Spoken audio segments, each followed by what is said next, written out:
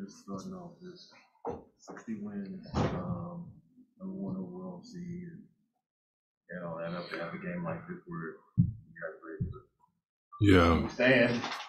I just think the ability to like lock into just the game. I don't think one person in our locker room wasn't thinking about 60 wins and what it meant, but I thought our ability to just focus on tonight, and then the energy coming out of halftime. We didn't play a great defensive game tonight, but I got to look at the film because I think they just hit a lot of tough shots, especially in the first half. But in the second half, there was just a level of focus and energy and togetherness, and that's hard to do on a back-to-back. After playing a tough game last night and going down the stretch, traveling, coming here, altitude. I mean, there's a lot of things against you. I certainly thought getting Chris back tonight gave us a ton of confidence. But then Book having one of the best performances I've seen him have since I've been here, because of the variables and the obstacles that we had.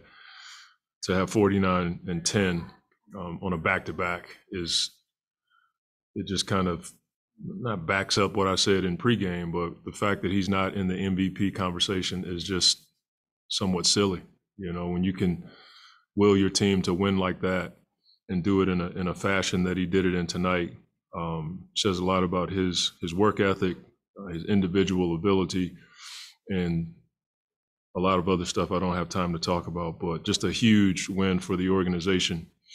I'm sure the Valley is going nuts right now. For us to win 60 wins, or to have 60 wins and clinch number one with a few games to go is truly a blessing and amazing. And I could sit here all night and talk about it just because I remember where we started in Flagstaff. And for us to be here certainly means a lot of people have sacrificed and put a lot of work in to allow for us to be here, and I'm grateful for that. It seemed like Devin it went to another level. At one point, he just said, what the hell with this? I'm going to make this game. I'm going to change this game. Since that, in terms of just in the timeouts and then on the bench, that he was another place. I mean, I felt like he was like that at halftime. I had to. This is what I'll say about Chris and Book. I challenged those two in one of my timeouts in the third quarter, and both of them looked me in the eyes and shook their head and took it. And that to me is one of the main reasons why we've been able to have a little bit of success, is those guys allow me to coach them.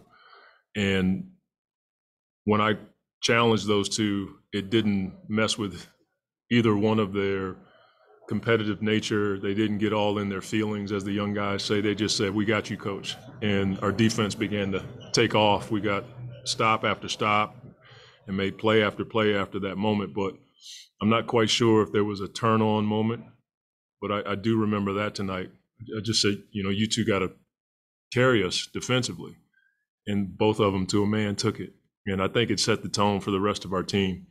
When the best players allow themselves to be coached and called up, it means a ton, and it's certainly not something I take for granted. Chris Paul 5 weeks out, coming back after 17. Yeah, I mean, I'm a liar. I said I wasn't going to play him in the 30s, but I was talking to him, and he kept letting me know he was fine. And then once he gets going, you don't want to mess with that rhythm. But I mean, to come back and have 17 to 13, like first game back, just speaks to the level of greatness that he has. And, when your backcourt can have that kind of production is huge. And I thought Mikal, his ability to not just make big shots, but the willingness to take big shots is something that I didn't see from him the first year. Now he's seeking the ball, and guys are looking for him. And I just feel like that gives us an added dimension to our team. I think Chris came back in around 2 or 3 minutes left, but felt like for a minute there you might like stay with your game. Yeah. Playing so well, how beneficial is that to help, in a game like this where Chris is coming back? Yeah. It was actually Chris. I was bringing him back a little bit early. I talked to him around the 4:30 mark, and I said, we want to get you back in around the 3:30, and then Cam just made a couple shots, and Chris was like, "Coach, let him go." And I was like, "Great idea." Everybody thinks I'm coaching. It's actually the players. But it is a huge asset for us when Cam can go down and out there and hold it down, I should say. And I think the experience that he had without Chris in the rotation has helped him have that kind of confidence, because those were big moments. He came off and hit a couple of shots, and then defensively we were pretty sound. You want to get Chris back in there because of the savvy that he has and his ability to draw fouls. And that was my thinking, and his ability to close. But when Cam is making plays like that, again, it gives us another weapon that we probably wouldn't have had if we hadn't have gone through, the adversity that we've dealt with this year. You get guilty when you get 28 points on 6 assists, and you keep the assists down, that means you're not getting the other guys involved. I mean, that's what we said. We as a team, we didn't want to give them everything. And in the first half, I thought we did. They had, I think, 15-second chance points. They were getting out in transition. They had threes, like they were getting everything.